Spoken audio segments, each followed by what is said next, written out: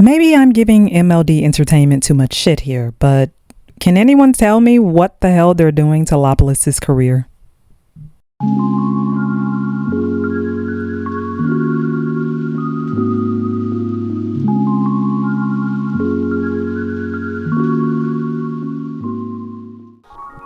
Lapillus is a mild enigma for me. On one hand, I was not the biggest fan of their debut, as I'm sure many other people weren't, but I'm also equally sure that it does have its own cult following at this point, and I'll never be someone who shames someone else for liking a song that I don't. Music is subjective after all, and we all just exist in our own world of opinions. If you were one of the people who believed that Hit Ya deserved Song of the Year in 2022, then who am I to tell you otherwise? My problem here is more so with MLD's odd promotion of the group itself, and how they intend to proceed, especially following their most recent release, Who's Next. Now, as far as my thoughts go for the song, it was fine.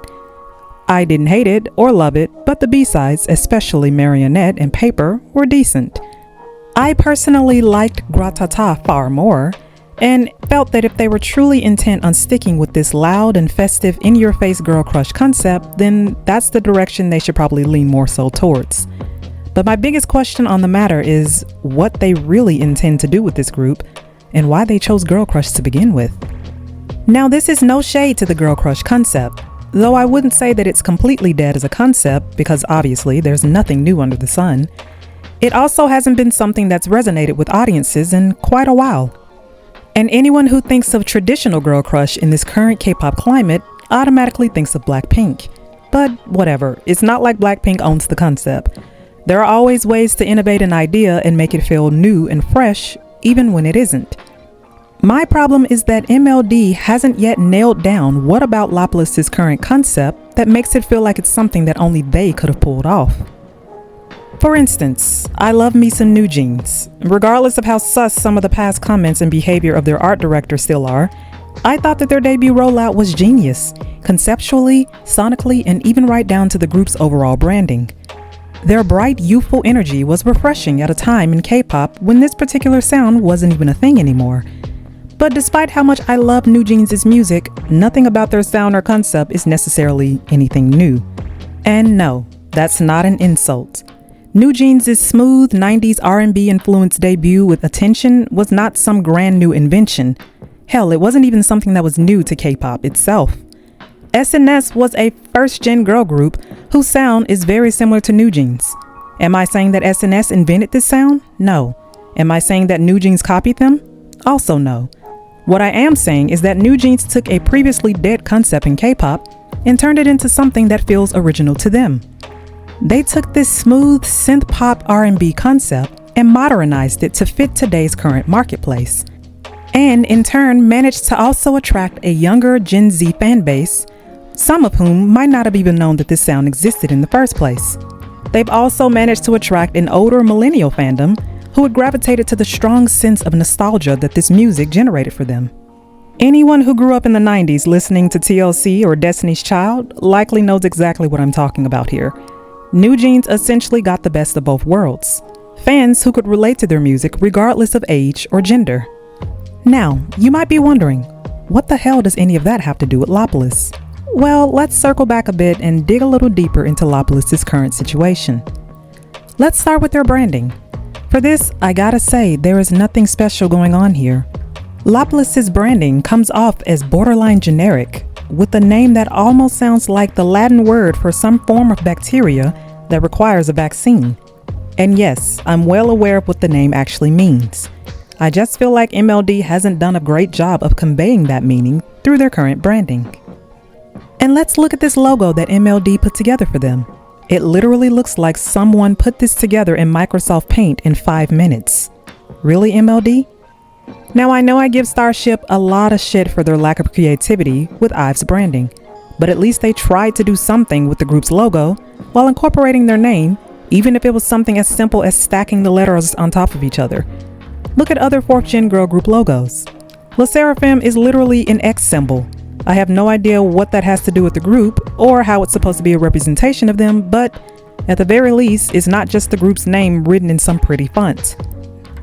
Even JYP has managed to do something semi-creative for ITZY's logo with each comeback, even if those changes were minor.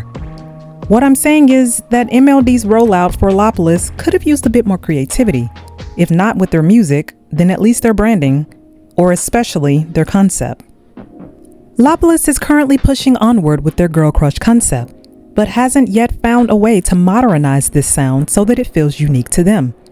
Unlike with New Jeans, Lapillus just feels like they're circling the drain with an outdated image, reminiscent of 2016 Blackpink, and MLD seems to have no idea how to make them stand out from the crowd.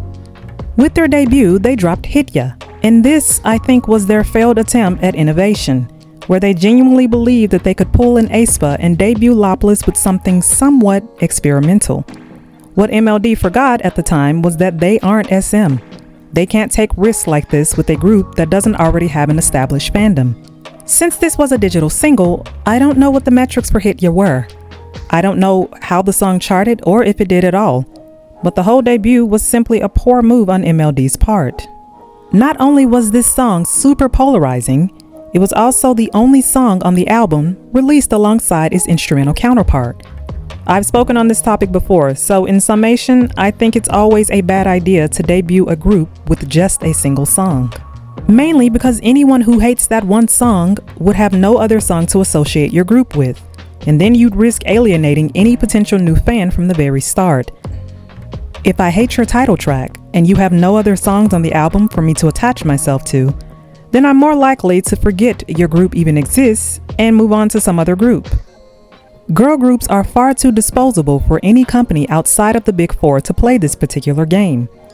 Even as a new group, you should at least have 2 songs on a single album to debut your group with, 3 if the budget allows. Because there is a huge likelihood that many new listeners who hate one of those songs will likely like one of the others. Since Lapillus didn't have this, and Hit Ya was my first impression of them, I kinda just tuned them out for a while. This would later change when they released their first official mini-album, Girls Round Part 1. Now, I don't know about y'all, but Gratata was a complete bop for me. I cannot tell you how often I listened to this song and how much of an improvement I thought it was over their debut. I have even gone on the record to state that this should have been their debut. Now, is this something that's new to the K-pop industry? No. In fact, I instantly heard shades of Blackpink's debut, Boombaya, with Gratata. Does that knock off any points for the song for me? Not necessarily.